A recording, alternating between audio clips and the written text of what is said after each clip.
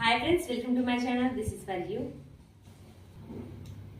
ఏమండి, పెళ్ళై ఇన్నేళ్ళు అవుతానా? నన్ను ఏమని పిలియాలో తెలియదా మీకు?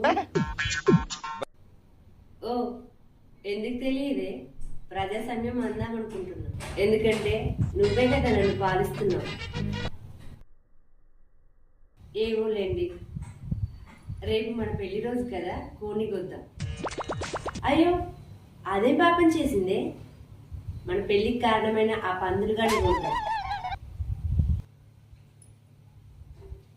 వేశారులేండి స్కూల్లో జోకులు.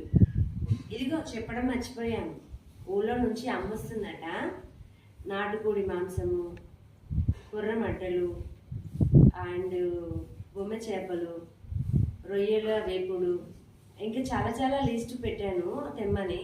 మీకు ఓకేనా?